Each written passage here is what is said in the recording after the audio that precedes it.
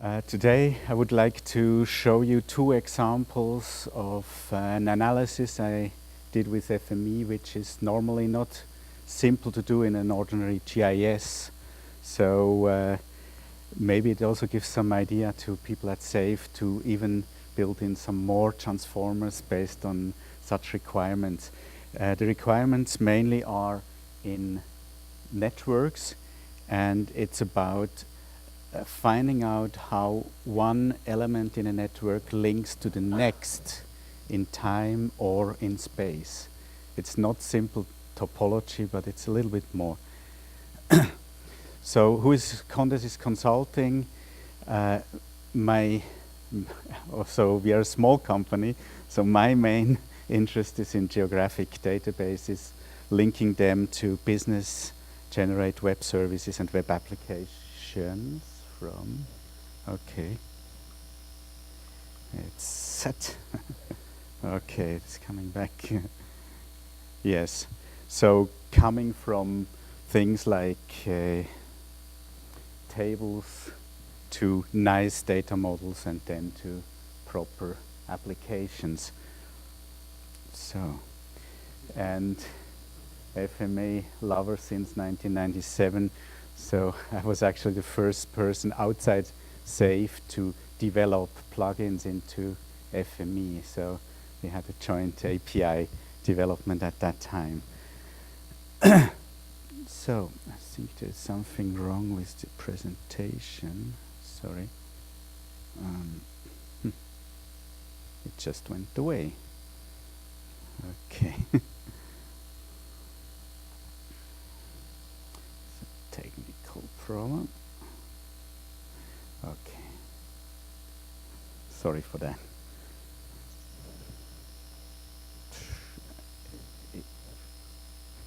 Yeah.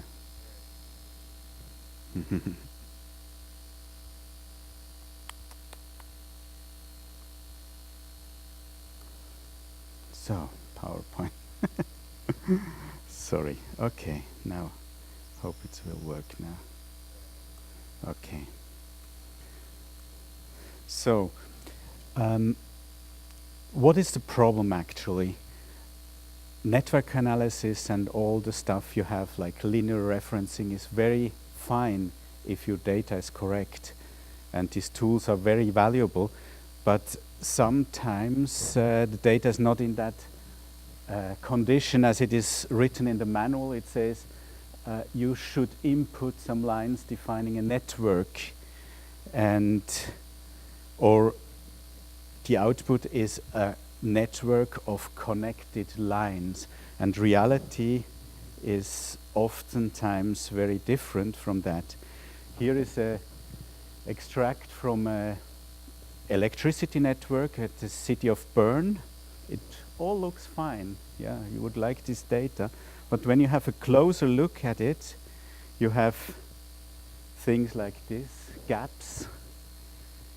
You have gaps at manhole sites. People are digitizing lines up to the manhole. Then they have a polygon because it's a larger installation, and they continue afterwards. And inside this manhole, you might have some very important topological relationships of cables, and if you don't have the connectivity in there, most GIS software cannot handle that. There are some electricity management software, but they cannot handle the geometry. So these are the problems we have, and situations like these, I don't know what you can do with that if you want to follow the wires through town. So, well, this problem not only happens in or occurs in electricity networks, but everywhere where you have to follow a sequence. And actually, I feel a bit ashamed to present something here where so many SAFE people are here, because in every version you have a new transformer which probably already solves the problem I propose a pattern for, but you can intervene if I just show things which you already know. So if you want to find a sequence in objects, the first thing is to find an order. So you can sort your features. That's number one here. Sorting. Then you start counting them. You start just 1, 2, 3, 4, 5. But you add a second counter, which increases by 1. And by doing so, you can join these two features again using this. This is.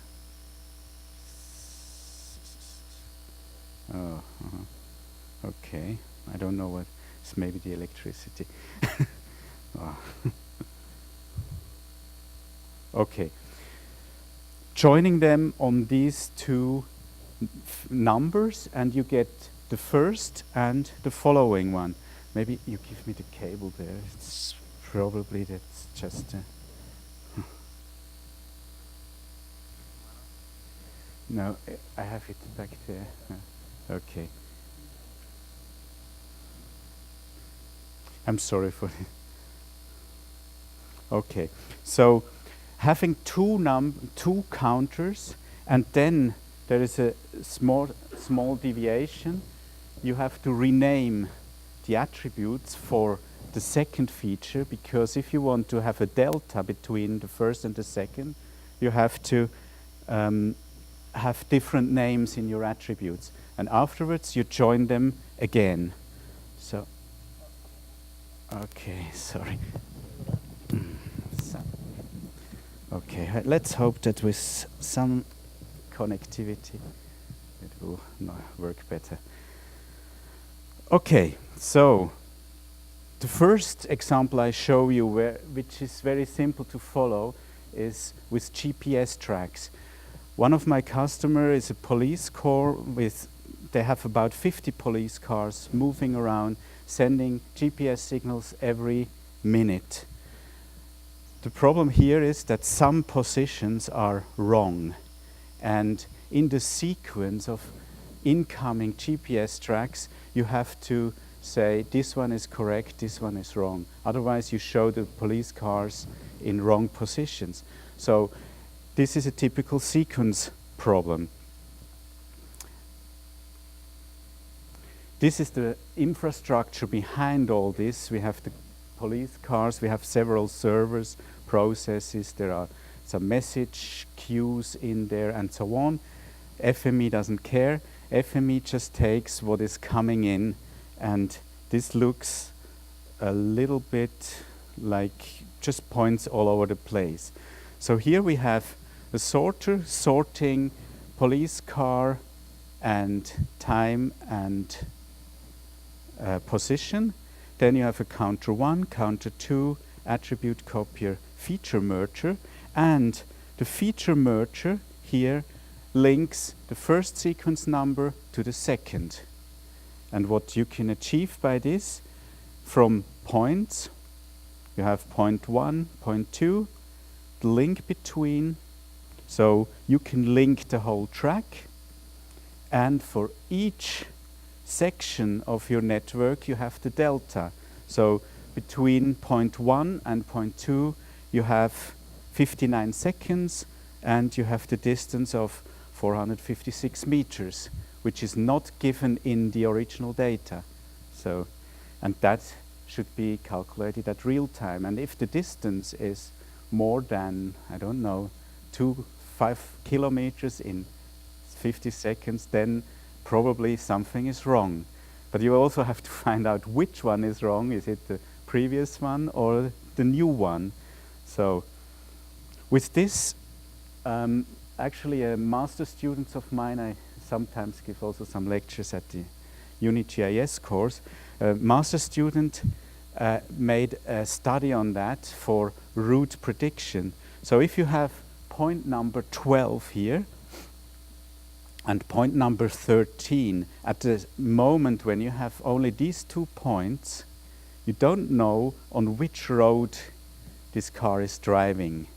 13 is between the two, and this is reality. The GPS, even though some companies tell you different things, these positions are not very correct. So only by the help of a road network will you be able to find where the car is really driving. But the problem here with point number 13, you could go in both directions, and only when you are at point number 14, which is down here, will you be able to say, well, it took the lower route. And so you can ex post after the receiving these points, you can then say which was the real course. And so you get to a closer indication on precision of your data. What this student also did was the idea of, can you predict where the police car is driving next, and how long will it take to arrive at the site where the car should go, and could we probably help from the alarm center to help him out if there are some congestions on the way. And you see, this was all done actually by FME. You see in the first situation prediction based on distance, so you have only a few green points where it could go to, and a lot of red points which are not very probable in the next minute or so. And then there are some predictions based on the direction the car took previously, so assuming that this one is heading directly to the goal. So you have the green points in the direction where he came from. Oh, so. And the last one is an overall prediction using different algorithms together. Actually, a message to the safe people, the problem here was he could only handle one track at a time, and we have 50 synchronously coming in. So this was an offline procedure, and for the real-time procedure we would then do some Java programming or something like that. But if FME was able to handle loops somewhere, this would be much easier to do it in a real-time situation. Okay, second example is an electricity network. There was a major data migration from system A to system B. System A, this is really terrible, sorry. System A had a topological network of the cables, but geometry was very scattered. So this system was able to go from point A to B, but it didn't care actually where it went through. System B was a full GIS, and this one could only track the cable if it had a complete geometric network. So the problem was at first sight to be handled if you just snap or link these lines, but the problem was going deeper. Actually, the first solution was done within 2-3 hours of just trying out, but then they came and said, well, we need to number all these pieces of sections this cable is going through. So actually, the situation was dramatic. Two companies, both companies who delivered these systems were involved, and they were not able to solve the problem. And the project, which was a 1 million project, was just about to be stopped, or FME came in. So, but there were, as I mentioned, several problems. I cannot go into details for all. The first problem was to split some of these geometric sections.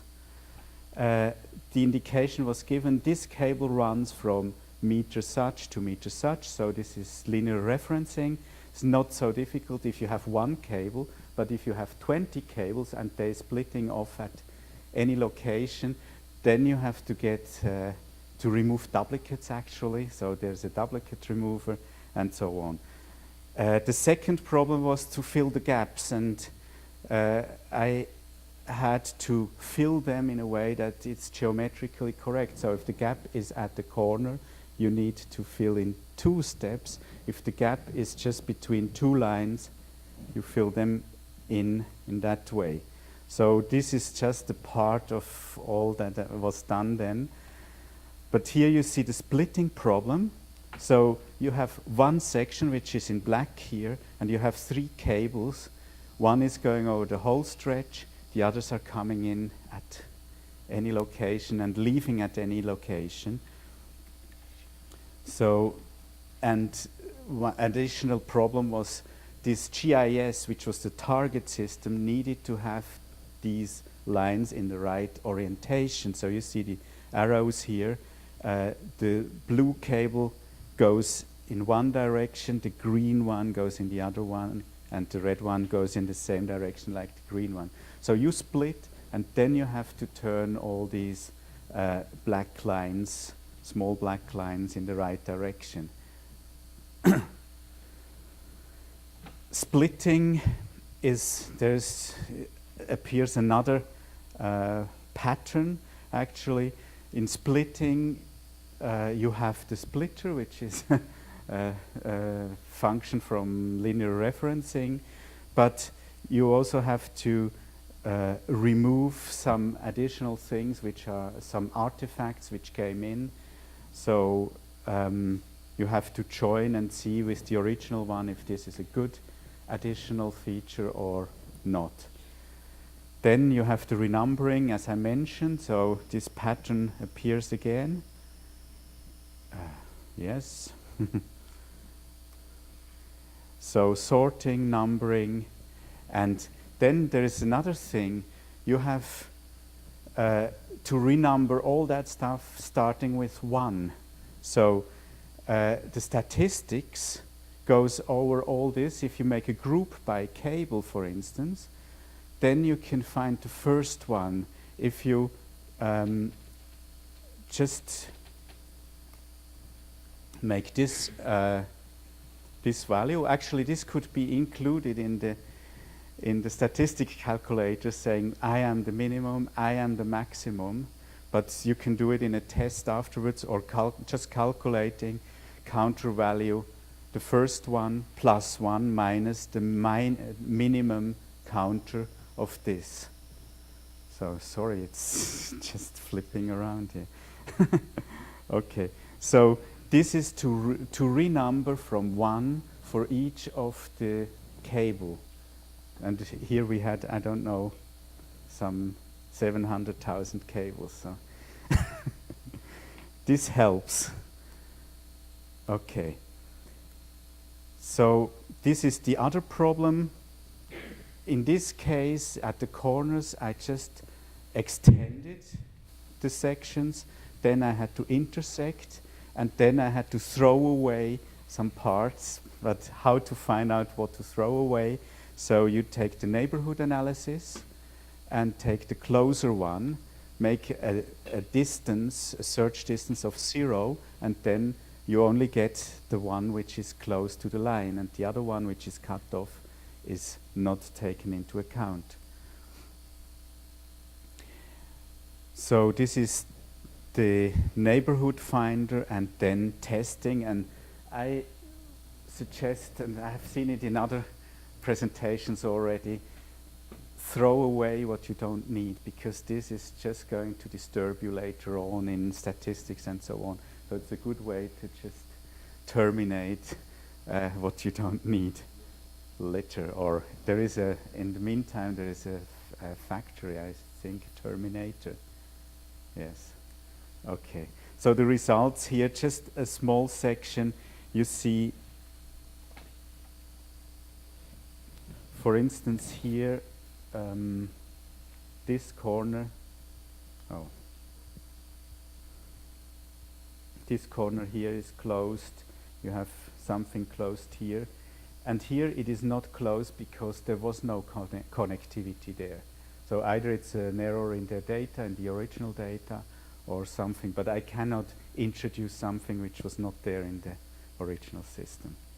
So to sum it up, with FME you can go further than the well-established providers. Definitely in this case there were old experts in their domain, but they didn't manage it, and FME had the solution for that. Very important in such complex problems, it's the divide and conquer strategy. Divide your problem in as many small pieces as you can. And sometimes transformer combinations repeat, make them a pattern or make them a custom transformer. It's very useful. And I showed you a pattern or two small patterns for sequential analysis, which is quite interesting because it's not a typical GIS solution, and FME can handle that. So if you have any questions, feel free. Thank you, Dr. Huber. Thank you. Is there any questions? Can we ask Dr. Huber anything about this? Anything? First of all, sorry for the technical difficulties, but I was thinking, I was actually dealing with something similar to do with networks and a telecommunications company. And part of the problem, and I don't know if you had to face this at all, but coming up with schematics, when you finally create the network, coming up with schematics that engineers can actually read. Mm-hmm. So was that an issue that you had to take into account, because you'd have to stretch out the different lines for the engineers to actually look at correctly? When they get to the in this case, it was not a problem because the target system could calculate some schematics, but I could really imagine that FME would be very good at doing such a thing. The problem with schematics is to actually find the good nodes where you start at. It's if you handle that in a bad manner, you get very asymmetric situations. If you have good starting points, then you have better situations. So the best thing is to take points where many lines are connecting as starting points. And so you could then make some offsets and so on and so on. But there I think you also need to have then the connectivity again. And what I had to do here was exactly that, to introduce new geometries and numbering them in the right sequence so that you can establish the correct topology. That's great, thank you. Oh, we do have a question back here. Let me just bring the mic because we're trying to record this.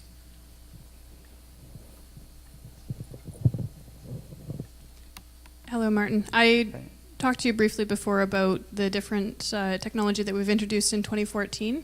Mm-hmm. I was just wondering whether you had any success working with the snapping that has been built into the intersector. So prior to FME 2014, we had a snapper and we had an intersector. And now the intersection algorithm that we have at the core of FME is capable of doing snapping in rounds. Mm-hmm. And I understand that a lot of the stuff you've done is a lot more complicated than that, but I was wondering whether that would have proven useful to you. I have not looked at this functionality as it is in 2014, but it would be very helpful to extend on that how geometrical problems should be solved. Snapping just from one end to the next is okay, but these lines, they didn't intersect. So the snapping could only be done along the sequence I have from the cable topology. So the thing is to really go through each segment and tell each segment you are number 4, you are number 5, and only number 4 and number 5 can link. So you have a support actually for your pure geometric algorithm. So if you could introduce something group by, which is in every transformer more or less, then you can say, okay, group by this number, and you give for the first one the first counter, for the second counter, but you have to do some attribute renaming before being able to do that, but this could help. I think that's another divide and conquer problem. Reduce the problem to where it really is. So you can shoot with a big gun over the hole, but you will get a lot of litter or rubbish to be thrown away. Or you can refine down to the very point and say, what kind of information do I have to solve that problem? So the more information you can inject in geometrical analysis, the more precise will your result be. That's good. We have time for one more question, if there's one. Okay, well, thank you very much, Dr.